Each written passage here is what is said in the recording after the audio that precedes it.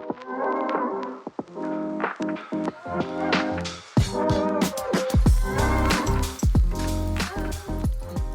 everyone and welcome to the CIH podcast. Today I'm joined by Justin Cartwright, Matthew Dix, Callum Chomczuk and Rachael Williamson. Rachel's our head of policy in England, and the other three guests are our national directors in Wales, Scotland and Northern Ireland. And we're getting the band back together because last year when we did a similar podcast, we got the best listening figures. So give people what they want. The demand is clearly there to hear from our experts on policy and external affairs across the UK. So it's going to be a pretty freewheeling, wide-ranging discussion on all of the kind of things that I hope those listening would expect to hear. But of course, if there's stuff that we don't talk about that you think we should have done, then get in touch off the back of this, and we'd be delighted to hear from you. So it's quite a big year coming up, and we've had quite a big year too. In fact, it always seems to be quite a big year in the housing space. And what I'm going to do, first of all, just to kick us off, and this will probably segue into the other questions that I want to ask, is, and I'll come to each of you in turn, is where do people think, as we enter what we think is going to be a general election year, where do we think housing is going to feature in the general election campaign in each of the nations of the UK? And actually this second question, probably the easier one, where do we think it should feature? And just by virtue of where you all are on my screen, I'm going to go to Justin first to talk a little bit about Northern Ireland. So housing in Northern Ireland, obviously a devolved matter, and much of its trajectory depends on the size of the block grant derived from spending levels in England. I think a significant factor to consider this year in particular is the retrofitting of homes to achieve net zero emissions in the stock. So currently Northern Ireland lags behind in energy efficiency policy compared to other regions. So we have our Climate Change Act was passed just in 2022. An action plan's imminent that will detail how carbon budgets and emission reduction targets will be met. But we've got no heat and building strategy, no regional policy, no funding support for retrofit, aside from a few pilot projects that are going on. So alongside policy and regulations, funding is critical, obviously. And if the polls hold true, a new UK government might emerge this year, who has an ambitious plan to invest 28 billion annually in the green economy, contingent, of course, upon maintaining fiscal rules. And at CIH, we're proposing to allocate 6 billion of that annually for cross-tenure retrofit. So when that funding gets to Northern Ireland as part of the block grant, we need to make sure it's ring-fenced specifically, because to date the executive has tended to redirect funds from spending in England to support areas like health and education. And while those are crucial, given the urgency of reaching net zero and these new legal obligations, I don't think that'll be a sustainable approach anymore. So we need more of a balance to recognise the need for financial backing to meet changes to the policy and regulatory framework when it comes to retrofit. Thanks, Justin. And where do you think housing is likely to feature then in the election debate in Northern Ireland? Obviously, understanding of the where responsibility for housing policy lies. To be honest, it tends not to. So I think CIH and partners in the housing sector have a key role to elevate things like retrofit into the public mind, and just to demonstrate where general elections have, the areas where they have acute relevance to housing in Northern Ireland. So I think we have a key role to play there. And I fear, as we come to each of you in turn, that the answer may be that housing won't feature as high as we think it should on the list. Matt, again, so by extension of where you are on my screen, I'm going to come to you now to answer the same question in the Welsh context. Well, I think just in the broader context, I mean, I'd say it needs to be a foundational mission of the next government. It needs to be 1, 2, or 3. Where are we in terms of housing? Are we in 1919, 1947? In that sort of level of housing emergency, both around amount of supply and standard of supply. I would argue yes we are, if not worse. Certainly in our lifetimes, it's the worst and most, deep structural housing emergency that we're facing. Yet, you look at Richie Sunak's 5 missions. There was a story yesterday actually where the advice manifesto was sent out to Labour candidates, and it was focused on Keir Starmer's five missions. And in none of those 10 missions is housing prominent. So it doesn't, whilst the rhetoric is there, the actual substance of what's in the focus and priorities of the 2 main political party leaders doesn't really reflect the nature of the housing emergency that we're facing. So it does worry me, and directly from a Welsh perspective, as Justin says, it's devolved. So it's not a direct correlation, but unless that level of investment, that foundational mission level of investment that we had in 1919 with Addison, 1.1 million odd homes built in response to poor housing, etc. In 1947, over 1 million homes built in response to poor housing. Even the Churchill government and Macmillan as housing secretary built 300,000 homes a year in the 50s. And arguably Thatcher's revolution was based on that reassertion of the social contract about a decent home for everyone as a core principle of that contract. And we just don't seem to be in that space. We all talk about it, but it's not even one of the 5 key missions of 2 party political leaders. So from a Welsh perspective, that investment isn't going to come down. We're not going to get the Barnett consequential. And whilst the government here, gets it and has great ambition about building new homes and retrofitting, unless we have that central mission at a UK level, it's like a wish list rather than a reality, and that's reflected in the recent budget we had from the Welsh government just before Christmas. So where should it be? Number one, where is it? Well, let's see what the manifestos say, but it's not looking hopeful, is it? Sorry to be so depressive. Thanks, Matt. Typically forthright opinions, and I think there's a lot in there, and I think there's some what you've teased out there, some real challenge for the main political parties that if housing does feature prominently in their plans, then they maybe need to be a little more vocal about it and bring that somewhere up the list in terms of the profile that they're according to it. Rachel, so if we come to you now for a view in England then. Thanks, James. I'm going to try and inject a bit of optimism in here. I was just looking at the latest YouGov poll, which shows housing coming in at number 4 in terms of areas of concern. I think politicians pay quite a lot of attention to that. Of course, it's reflective of what do you get when you go and knock on the door, if you're a local councillor or a prospective candidate. And I'd hope, and certainly our call to action when we've been talking to people in the sector, is that housing is being raised more and more. What does it mean if you or your family and friends can't afford to pay for your current housing, let alone think about options for moving on from it. And I guess I was struck recently, if anyone hasn't listened, I'll give a plug to another podcast, which was the Louise Casey one on Radio 4 recently, looking at how to fix broken Britain.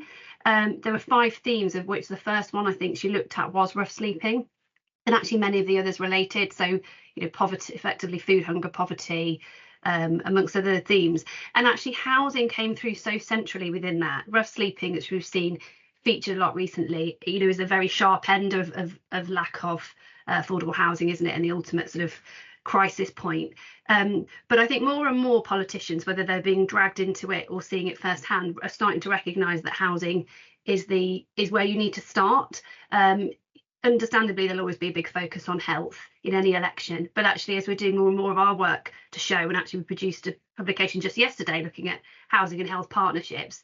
Actually, if you don't get housing right, you're picking up the bill in the health space. There's loads of really powerful data that shows the cost to the NHS, for example, of poor quality homes or lack of accessible homes, which means people are more likely to have a fall. So loads in that.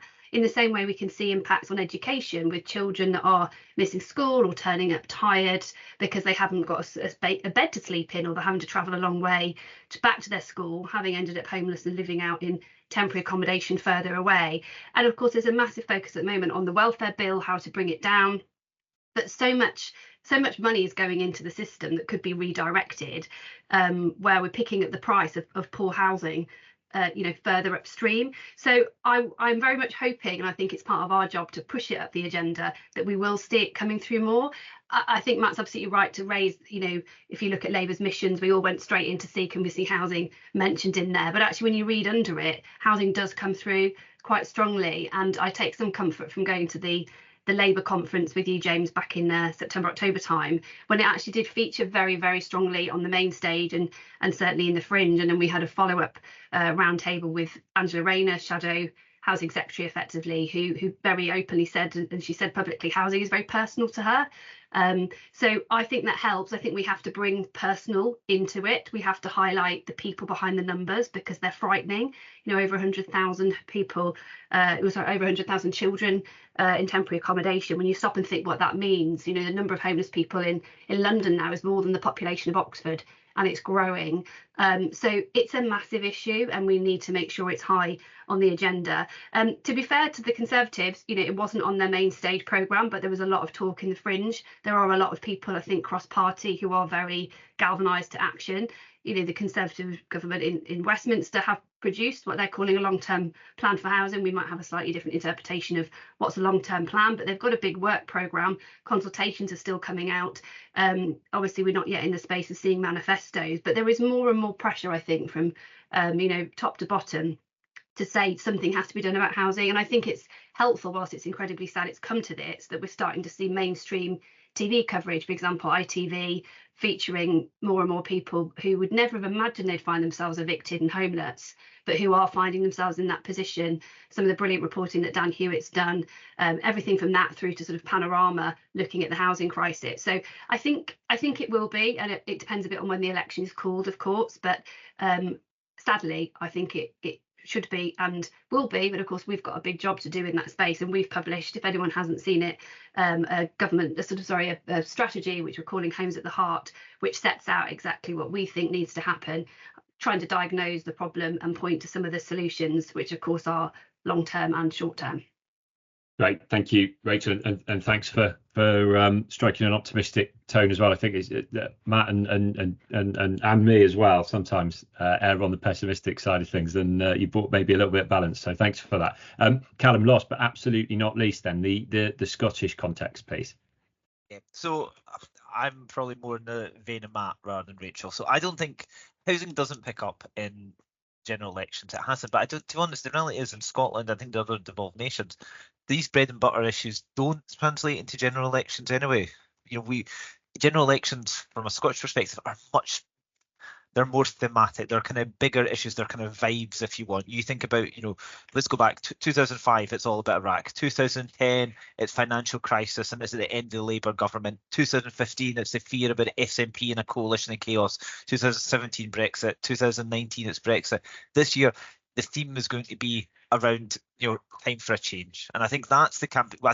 But I don't think, if housing doesn't reflect highly in the campaign, I don't think that's things necessarily get worried about, because part of the things that you're saying, Rachel, actually just because it isn't necessarily cutting through and the kind of the doorstep, actually there is still a lot of thought. There's still a lot of kind of people who are thinking about housing policy and a space to deliver it. I think the reality is it just reflects that, unfortunately for us, housing's a settled thing in a lot of people's minds. You know, 60% of people are known their occupation, 25% is social housing, and 15%, here we go, is in the PRS. But for a lot of people, it's a kind of settled market asset. It's only probably about for 25% of the population, housing is a real concern. So I don't think it's ever going to get the cut through that education or health's going to have. So I think I'm relaxed. It's not going to be kitchen table campaigning issue. What gives me confidence is actually the work that goes behind the scenes, so we can see manifesto, we can see thought behind it. And the reality, I think, for the devolved nations is it never cuts through in that way, because we know that our devolved parliamentary elections are the things that actually deliver on supply and standards. There's a narrative, I think Justin talked about, particularly around Barnett consequentials, massively important for us, but I'm okay. It's not, as long as we can still see that, have those private conversations with politicians, advisors, that we can see the evidence, and we know it when they, even if they haven't talked about it in the campaign, that when they get into number 10, they get into the parliament, they know what they're doing. Thanks, Callum. Rachel, did you want to come back in there? Thanks. Yeah, and I agree with all of that. I suppose just two reflections. One is that, you know, there's a growing power in the rental voter kind of population, I think, and more and more people at all different ages are finding themselves now without a secure home, in the sense of owning, whether that's with a mortgage or not. So I think people are paying more attention to it. And I suppose the other thing is that We do hear from certainly the MPs that we talk to in England that housing is becoming one of the top, if not the top issue that people are now contacting them about, which I guess means that they, perhaps they will be pushing for it to, there to be more offers. The challenge is what that translates into, of course, in terms of what goes into a manifesto, and you're careful what you wish for, I suppose, because some of the things that can be offered, so you look at, Help to Buy Mark II, actually there's a lot of evidence that that did rather skew the market and not help the people it was intended to help. So we might imagine we want to see it high, high up in lights. Actually, we might not automatically want the answers to be nailed in there, because we'd like to be working with whoever's in government, but we want a commitment, I suppose, if nothing else. I think across the sector we're calling to a commitment in manifestos to a long-term plan for housing, which of course means investment. Thanks, Rachel. And Matt, you wanted to chip in as well. Yeah, no, I see what Callum's saying. I think you're quite right that they have been thematic, and I think this one is going to be about change, although what that change is being offered is questionable, isn't it, given that Labour are saying they're going to operate within the current fiscal and budgetary geography. But I suppose, alluding back to the point I was making, so back in 1947, back in 51, housing was a key part of that social contract conversation. And that's the point I'm making, I suppose. We're in a crisis at that level. In terms of 47, the housing stock needed improvement to the housing stock. Even in 1919 and Addison and the clearance of slum housing, it became a national mission at the centre of that national narrative and that thematic narrative. It's nowhere near being that this time round. It's so I suppose that's what I'm saying. And if it is around the question of thematic about change, what is that change, and how does that impact on housing and the level of investment that we need? And I'm not as pessimistic as I perhaps sound. Ultimately we have a sector that is very creative and innovative and can work with government, even within the tight confines we have. So I think a lot of it will fall on us to make sure that conversation's been had during the campaign, and to work with government afterwards, or whatever to make sure things happen. But I just don't get the impression that it's that level. And going back to Louise Casey documentary, I just thought the one that struck out for me is she said at the end of it, that first episode, I had a Prime Minister who was personally invested in this particular issue. So I think that's probably something that the sector needs to work on as well. Thanks, Matt. Rachel. I suppose it was just to add to what you said, Matt. There's a danger that we can be a bit fatalistic and think, housing never really features up there, so let's not expect too much. We'll carry on doing what we're doing and try and influence from the sidelines. Actually, you're right, Matt. After the Second World War, the sort of late 40s, early 50s, the two main parties were competing for who could offer to build the most houses, and good quality houses as well, and their manifestos were going really hard on that. Wouldn't it be fantastic to imagine a scenario where we could see that, and it's feels a long way off, but actually we are back there, aren't we, in many respects, with just how difficult things are, without wanting to overstate the word crisis. So I think we should be aiming high, and it's part of our job, isn't it, to get housing featured. Thanks all.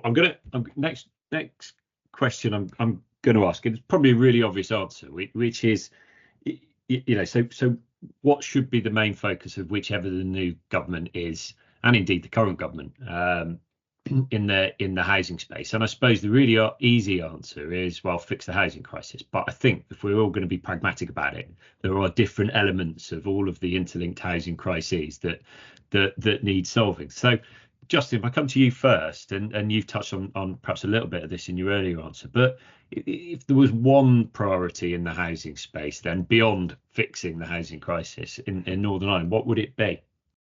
I think it would be retrofit, because, while it seems to me that the challenge in England is huge in respect of addressing housing need and ensuring that we're building the quantum of housing that's needed, that's not rocket science. We know what to do, and a lot of it revolves around adequate capital grant that makes sure that we can build homes at a proper, affordable social rent. We've done it before, and we can do it again. So that requires money, and it requires policy change. But I think, and look, I mean, the devolved nations have done that and done it well. Obviously, budget pressures are now arriving, but when you look at the scale of the retrofit challenge, it's enormous, not just in financial terms, but in practical terms. If you think, older homes that need a deep retrofit, where you're going to be going into people's homes, potentially kind of kicking them out and rehousing them for a tile while you rip up the floors and do deep insulation work in the floors. The scale of the challenge just cannot be overstated, and that is the critical thing that we need to do to ensure that we reach net zero emissions in the housing stock.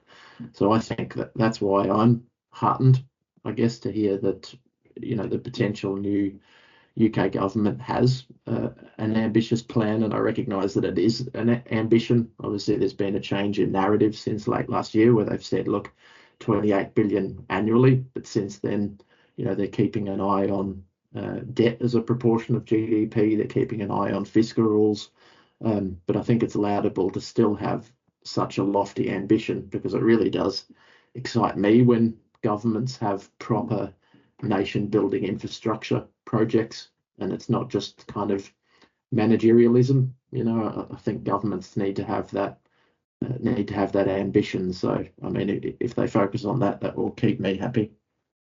Right, thanks, Justin. Matt, then coming to you. So again, same question, and obviously we want the housing crisis to be fixed, but is there a specific element of it that you think needs to be accorded a priority in Wales? I agree wholeheartedly with Justin. I think retrofit does so many things, not least net zero, but I mean, what's the biggest driver of the cost of living crisis? Energy costs. So we retrofit our existing housing stock, and we have a long-term, medium-term solution to that. We drive down the cost of energy, therefore the impact that has on tenancies ending and evictions, etc., because people are spending too much on energy costs. So there's that side of it, but also I think going back to the previous question slightly, making it a core part of because all parties are putting economic growth at the heart of their strategy for change.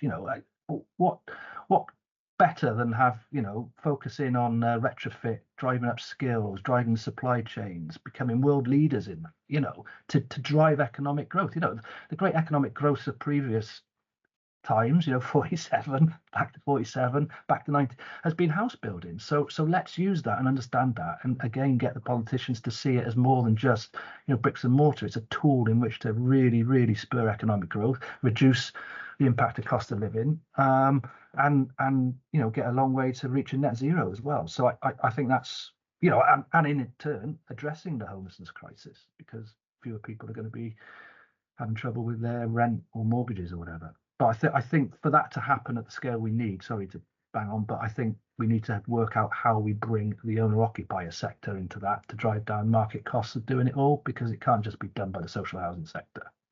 Yeah, thanks, Matt. Rachel. Well, I can't say the same thing as Matt and Justin, otherwise it'll get boring, won't it? But I obviously don't disagree with anything they've said. I suppose this seems a bit obvious in a way, but we haven't had it for such a long time in England. Just really clear set of housing targets, where you've got proper, regional level plans that show what housing is needed and where, with a plan for sort of housing growth and need. And then obviously with that supporting it, if I can slightly stretch out the answer, a sustainable planning and financing framework, so that you then can look to plan to fund the work around decarbonisation, because the sort of start-stop of planning reform and grant and subsidy and money being turned on and off has been so difficult. We've had that crazy situation where sometimes money that's been in sort of the DLUC budget has had to be given back because it hasn't been spent. So it's not always all about the money, it's about the wider kind of climate to be able to deliver. But actually, if in the sort of social housing space, if providers just knew this is where we are in terms of rent settlement, we're clear on the sort of targets we're working with in a locality placemaking sense, you really could have, as Justin said, much more sort of ambitious plan at a national, local, regional level, and move away from just managing crisis, which is what it feels we're doing at the moment. Great, thanks, Rachel. Callum. So you give me one wish, James, one wish. I'm going to break the link between housing and wealth. That's what I'm going to do. So how are we going to do that? Things like land value capture, something that actually, I live in Edinburgh. The only people who can afford to build houses in Edinburgh are kind of your large generic kind of builders, which is fine, or student accommodation. That's what you see everywhere. There's nothing wrong with student accommodation, but you need a balanced portfolio of housing across the whole of the country. And we can't do that while we have ongoing escalating prices. So, in Scotland, which I'll talk, we've now got unit prices, probably average rising from 170,000 a couple of years ago. Some people are talking 300,000 pounds. Like, you're almost doubling that in a few years. There's no way government or the sector, anybody can keep pace with that. And that's what we're seeing. So a kind of very kind of large developer in Scotland, Stuart Milne, has just went into administration because they are under pressure. We're going to see that. Unless we will, and Justin's right, Richard's right, we want to keep pumping money in. Of course we do. We want more money, but can't always be the solution. We need to look at the systemic kind of like drivers of our kind of housing system that are failing it, and that is the kind of the land inflation, the land price inflation. If we could address that, if we could stop building and just making this land available to things like a student accommodation, people can afford things, because we have the most appalling space standards, and why we allow this exemption for student accommodation is beyond belief, but nonetheless we do. If we could address the kind of actually cost of land, if we could allow actually houses to be built at a more affordable scale, then we would be able to have more money for everything. So if I could do anything, it would be, and we've done it in the past. I suppose another thing we have done in the past is the Labour and Tory governments played like ping pong, where actually they looking at this and then taking away, looking at this, taking away. Actually, I know it's messy, and I know it's tricky, and I know there's a lot of people that are not interested in it, but things that we can use to depress the cost of land will just get so much bang for our buck when it comes to anything, and that will allow us to deliver on the kind of vision I think anyone listening to this podcast would want.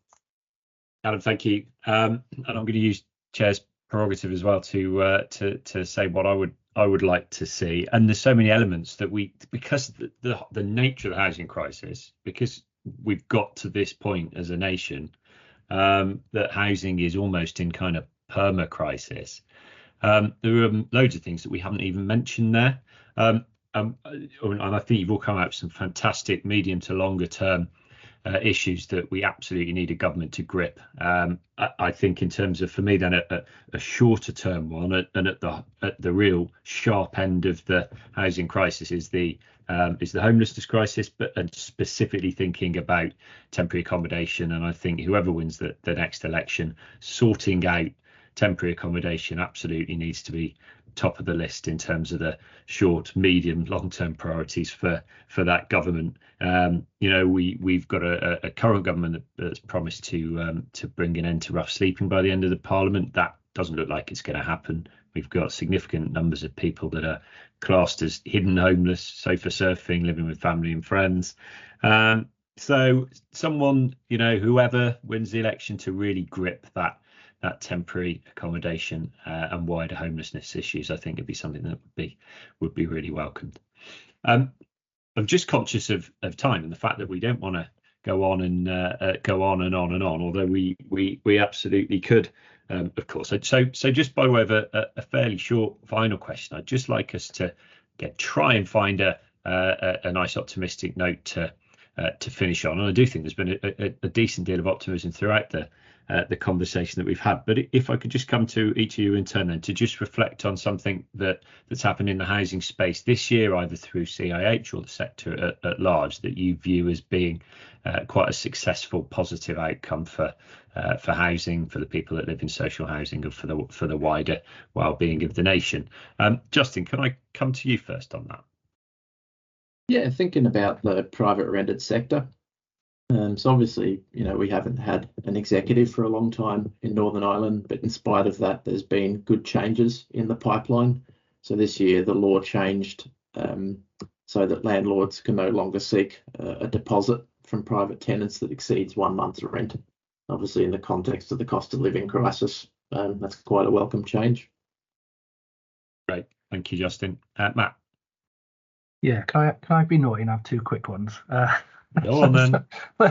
First of all, professionalism. So, as a result of better social housing review, I just obviously we bang on about it all the time because that's our raison d'etre to make us better as housing professionals, and we've been doing it ever since we've been in post. But I do get the feeling that since the Better Social Housing Review, since the response, there's a real granular depth now to that discussion about what it is to be a housing professional and about how we can do it better, and about culture, organisational culture, and about just getting to the nub of it. And particularly in Wales, we're all in different places in different jurisdictions. You guys got legislation backing that agenda up. We're doing it more organically here, but the sector is responding to it, and I think that's really positive, because at the end of the day, we're about outcomes for our tenants and creating that good experience for everyone. And just very quickly, from a Welsh perspective, we had the green paper on the right to adequate housing, and we're going to have the white paper in the summer. We've been campaigning on that since 2018. This is about changing the paradigm. What we were talking about throughout, changing the paradigm, pushing housing right up the agenda, and getting the investment and focus that is needed. So yeah, some good things there. Right, thanks, Matt. Rachel. I'm gonna do a cheat answer and say legislation, because that has a few different layers to it. But last year, obviously, we had the royal assent of the Supported Housing Act as well as the Social Housing Regulation Act, two really important pieces of legislation, and obviously tie into what Matt was just saying there on professionalism. But that move back with the Social Housing Regulation Act, that move back to proactive consumer regulation will be, I think, a real game changer, and it ties in with a lot of the work we were looking at through the Better Social Housing Review. But the focus on quality, the focus on tenant voice, the focus on professionalism are really, really important. Of course, we still need all the other stuff. We still need more housing, more affordable housing, more investment. But the sort of the cultural shift, I think, is really important there.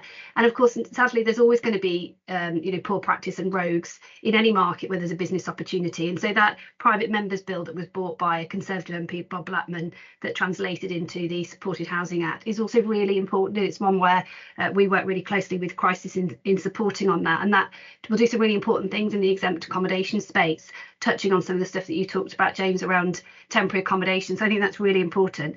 And then, of course, private renters have are hugely important in all of this, and sometimes get missed, I think, in our conversation. So the Renters Reform Bill that's passing through at the moment, and hopefully will receive royal assent this year, is also really important. It might not do everything we'd hope it would do. There's a challenge for any government in getting the balance right between what people are looking for from sort of the landlord and the tenant bodies. But back to your point, James, on homelessness, we know that an end of a private rented sector tenancy is one of the leading causes of homelessness. So making it more secure for people in whatever tenure they're renting is really important. And CIH has been involved in all of that for a long time.